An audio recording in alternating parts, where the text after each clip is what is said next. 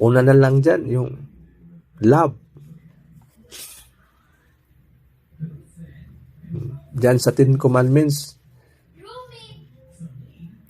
isa na yan na mga utos niya.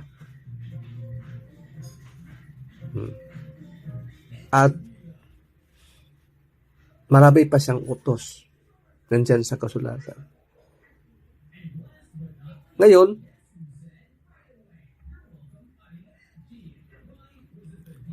kung anong sabi ng iba, yung tama man yan. Sir, kasi dito kami pumasok sa reliyon namin, ito man yung tinuturo namin. Lahat yan, tinuturo. Ang tanong dyan, kasi tinuturo man, kaya sa inyong reliyon, so sinasabi mo na ngayon na ito yung totoo. Ang tanong dito is that lahat ba talaga ay sinunod niyo ang kasulatan? Kasi kung ganun yan, halimbawa ako nagpamember ng isang simbahan, relihiyon, na alam ko talagang makasalanan ko, kasi sabi nila, pumunta ka dito kasi ito yung totoo. Na ako talaga makasalanan, alam ko makasalanan ko, papasok na ko dito. Kasi maski paggagawa ko ng masama, ito palang totoo. Ito pa talaga totoo, ito talaga may kaligtasan, maligtas ko. So, pag ganun pala, ang kaligtasan pala ay sa pangalan ng reliyon. Kung ganun man, paano na lang yung iba?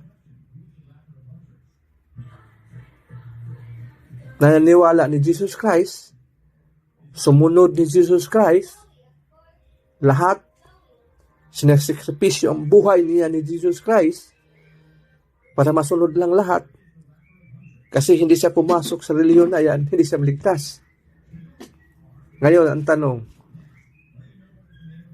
ang Diyos ba hustisya o hindi? Pagdating ng panahon, ang makasalanan na nandito nakatayo, na pumasok sa isang reliyon na makasalanan talaga, tapos yung isa dito na hindi pumasok ng reliyon at napataya sa kanya, na alam niya sa buong puso't isipan, sinasakripisyo niyang buhay. Tapos itong makasalanan ngayon na puro makasalanan kasi binabrag niya yung reliyon na yung makaligtas. Ano kaya ang judgment na mangyari? So dito, tandaan natin na maski anong religion natin, kung puso at isipan natin mandamin hindi magbago, useless lang yung religion natin. Hindi ko sinisiraan dito yung religion na lumispito ko sa kanila kasi part of faith. Parte sila sa panampalataya. Kaya nakarating sila sa ganun na panampalataya. I respect to them because I don't judge anybody here. Makasalanan ka, anong klaseng relihiyon ka, hindi ako ang manghusga ng tao o relihiyon man lang. Ganun din, huwag din nyo akong husgahan. Kasi sabi ng Panginoon, huwag mong husgahan yung tao para hindi ka mahusgahan. So, ang sa akin lang dito na kailangan natin hawakan natin ang panampalataya natin hanggang sa kamatayan, na walang ibang Diyos na makaligtas.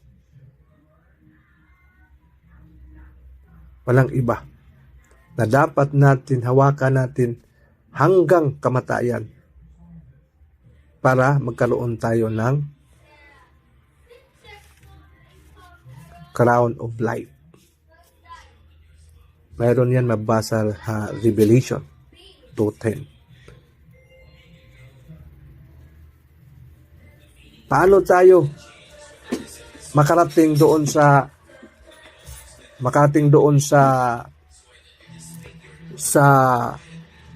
kaligtasan na yan? Dapat muna matanggap natin yung freedom. Matanggap natin yung freedom, ang sinasabi nating freedom, kalayaan sa pagsimba sa totoong Diyos na walang iba ni Jesus Christ. Kaligtasan, kalayaan na kung saan na isurrender natin ang ating kasalanan maski yung buhay natin sa Kanya. Isurrender nating maling panampalataya at doon tayo tumutok sa Kanya. Kasi siya lang talaga ang tagapagligtas, wala nang iba. Wala nang ibang, walang makatulong. Pagdating ng panahon na kung saan tayo sa harapan for judgment, hindi matatawag natin yung simbahan natin. Hindi matatawag natin yung pastor natin. Hindi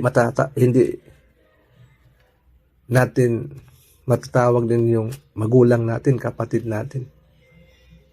Wala. Ikaw lang isa doon. Harapin mo. So ngayon, sinong tatawagin mo? Na pagdating sa panahon, ikaw ay harap sa Kanya. At malalaman mo talaga na siya talaga ang Diyos na in history pumunta talaga dito sa mundo. At sumama siya sa tao para lang yung mensahe niya ay maihatid. Maihatid niya face to face. Kasi sa panahon ng mga Old Testament, ang Panginoon makipag-usap sa mga tao through voices lang. Pero in the New Testament, talagang nakipag-usap talaga sa face to face. At doon ang connection ng tao at saka Diyos, nag-connect na siya. So dapat lang manampalataya talaga tayo na walang ibang makaligtas kung hindi ang ating Panginoong Hesukristo. So sa susunod na talakayan,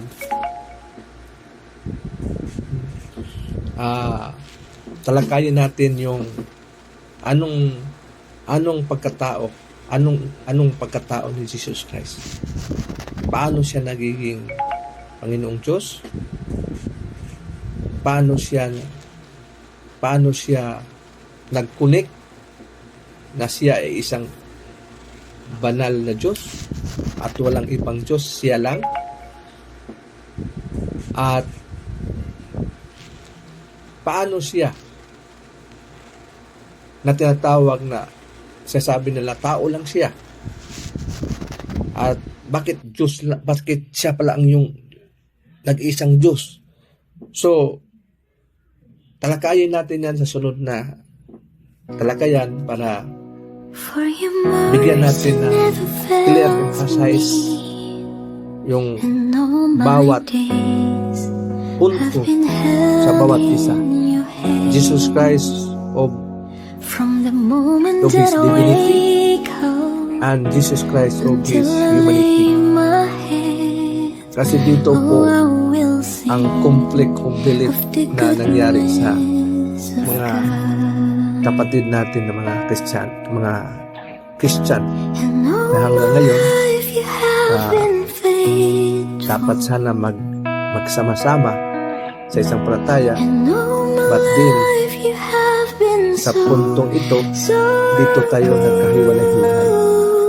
So with every breath again, that I ako ay magpapasalamat sa inyo able, sa oh, I will sing maliit na of time the na binigay niyo sa akin. goodness of God. At sana nawa For itong your mga salita ng mercy Diyos na never narinig natin at fails nabigay me, kaliwanagan sa inyo and sa all lahat na my nakinig ngayon. days have At been held in your hands.